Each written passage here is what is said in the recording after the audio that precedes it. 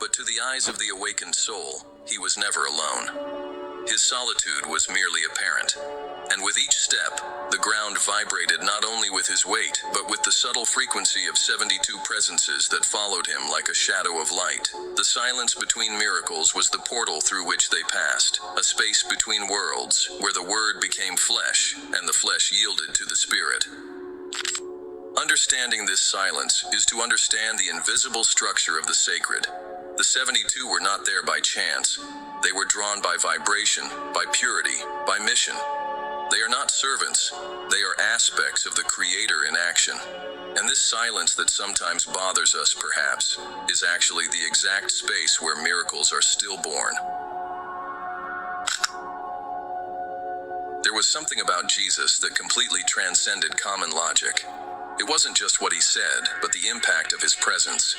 People would faint as they approached him. Children fell silent. Hardened men wept. Even those who wanted to condemn him hesitated for inexplicable moments. What was this? An energy? An aura? A vibration? The answer lies in an ancient and profound concept. Jesus operated at such a high frequency that it made the veil between worlds translucent. His consciousness was not confined to a single dimension. He lived simultaneously on several planes, with direct access to a spiritual reality that most could not even dream existed. The veil, this subtle membrane that separates the physical world from the spiritual, is mentioned in various traditions. In Judaism, it represents the division between the holy and the most holy in the temple. In Egypt, it symbolized the curtain between the world of the living and the dead. In Hinduism, it is called Maya, the illusion that hides the true nature of existence. For Jesus, this veil was transparent. He saw through it. More than that, he moved through it. And every time he crossed this threshold, the 72 names acted as passages, as portals of manifestation. They were not just names, they were specific frequencies that dissolved boundaries. Each of these sacred names, according to Kabbalah, carries a unique vibration associated with an aspect of the divine. Some soothe, others accelerate. Some heal, others reveal. Jesus mastered this language not only intellectually but existentially. He vibrated these frequencies in his breath, in his intention, in his silence. That's why it was enough to touch his robe to be healed. It wasn't the fabric, it was the vibration that emanated from him. His body was a resonance field with these names. What the ancient mystics spent decades trying to invoke with chants and meditations, Jesus simply was. Modern science is beginning to understand that everything is vibration. Every cell, every thought, every emotion has a measurable frequency. Imagine then a being whose frequency did not oscillate, was not contaminated by fear, doubt, or ego. This vibrational stability of Jesus was the key. The 72 names resonated around him because he remained in harmony with the higher laws. There was no noise. There was no interference. That's why he could hear the invisible, perceive the unspeakable, and act even before time. He operated ahead of events because his connection with the spiritual plane was simultaneous. The disciples, although close, did not fully understand this.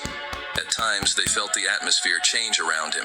In certain moments, like the transfiguration on the mount, they even glimpsed what lay behind the veil. Jesus transformed before them. His face shone like the sun. His clothes became radiant, and beside him appeared Moses and Elijah, two spiritual presences beyond time. This was not just a vision. It was a momentary tearing of the veil. The 72 were all there. The frequency elevated to such a point that the earthly plane gave way, revealing what was real. But most of the time, this veil remained for others, and Jesus acted as a translator between worlds. When he healed a blind person, he was not just restoring physical sight. He was realigning the person's soul with a frequency that they had lost. The blind person could see again because their spirit... That's enough, Playboy. That's it. I want y'all, bitch. Then I want y'all. I want y'all, boy. No. What y'all did was y'all fucking seen the anointing on me. Y'all seen the Christ anointing on me. Y'all player hated because God gave me the anointing. So y'all isolated me. First y'all played like y'all were cool with me. And then y'all had a plan to counterfeit me. So what y'all did was y'all isolated me. First y'all took my girlfriend got ghosts on me. Then y'all got my friends. Then y'all put me in a situation where I had to defend for myself. I had to isolate myself with no protection. So if I go to my parents, ask them, man, something going on, they paid them. Everybody got paid. So eventually, I probably went crazy and y'all gonna steal my ideas like y'all doing. I'm watching the news, boy. Y'all taking all my ideas. Y'all taking everything I said, and that's what you supposed to do. I ain't mad, but what you don't supposed to do is try to murder me for that. Yeah. Like y'all did my father. And y'all called my mama a prostitute. You got to pay for that. Mary wasn't no fucking prostitute, bitch. Fuck wrong with y'all, nigga. Y'all the fucking prostitute, and you gonna pay. You gotta do that. You got to pay that bill, bitch. Yeah, that Judas bill. Y'all think I'm bullshitting, bro? Everything I speak is facts, nigga. How about that? Go look it up. Since y'all don't believe me, nigga. And I'm Jesus, them. Yeah, I'm the son of Jesus, bitch. That's why my daddy told me. My dad told me a long time ago. We riding to Chicago. He said, man, I don't know where you come from. He wanted to tell me the truth way back then when I was a kid, but he just couldn't do it. That when he was smoking weed, you know, he used to smoke weed. That when he was my dad and when he used to smoke weed. But now get what he said. Oh, I turned the drugs loose and God working with my life. You look like you need to start back smoking weed so I can get my dad back, man.